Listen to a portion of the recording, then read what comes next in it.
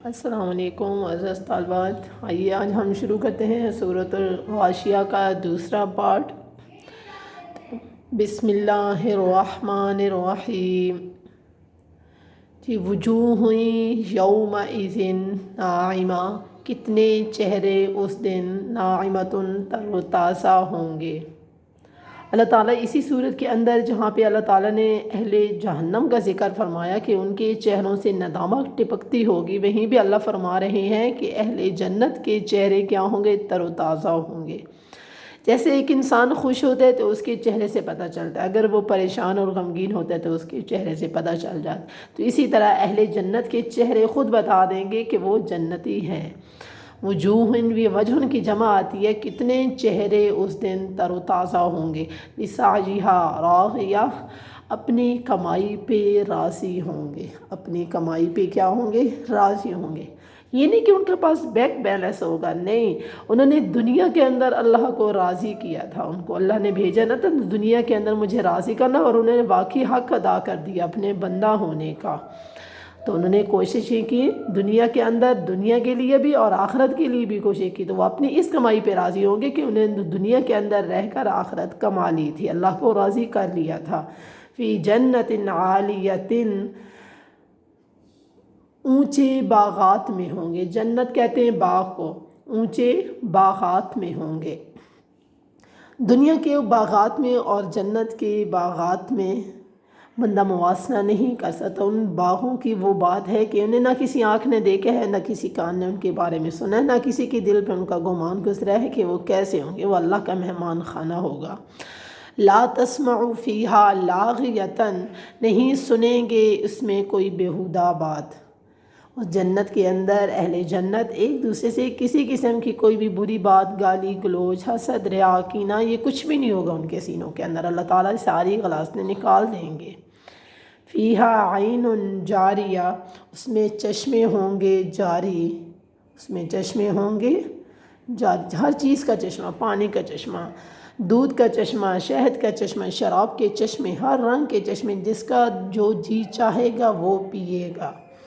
فیہا سرور، جی فیہا سرور مرفوعہ، اس میں تخت ہوں گے اونچے لگے ہوئے، اس میں تخت ہوں گے۔ سرور چارپائی کو بھی بولا جاتا ہے اور تخت کو بھی، مرفوعات بلند یا اونچے۔ واکواب موضوعہ، اور پیالے چنے ہوئے۔ اہل جنت کو پیالے اٹھانے کی بھی زحمت نہیں ہونے دی جائے گی، پیالے بھی کیا ہوں گے؟ رکھ دیے جائیں گے۔ ہمیں گھر میں بھی گلاس اٹھانے کے لیے اٹھنا پڑتا ہے، لیکن اہل جنت کے لیے اللہ کیا ہے؟ وہاں پہ رکھوا دیں گے اللہ تعالیٰ۔ وَنَمَارِقُ مَصْفُوفَةٌ، غالیچے بچھے ہوئے، غالیچے بچھے ہوئے، جہاں بھی جائیں گے بستر لگے پڑے ہوں گے، بسیریاں لگی پڑی ہوں گی۔ وَزَرَابِيُّ مَبْثُوثَةٌ، اور مخمل کے قالین جگہ جگہ بچھے ہوئے ہوں گے، مخمل کے قالین جگہ جگہ بچھے ہوئے ہوں گے۔ افلا، تو یہ اللہ نے تیار کر رکھا ہے اہل جنت کے لیے اپنا مہمان خانہ، اس کی جنت بھی اعلیٰ، اس کی ہر چیز اعلیٰ ہوگی۔ یہ جنت کی زندگی ابدی ہوگی، اس کی نعمتیں بھی ابدی ہوگی، انہیں زوال نہیں آئے گا۔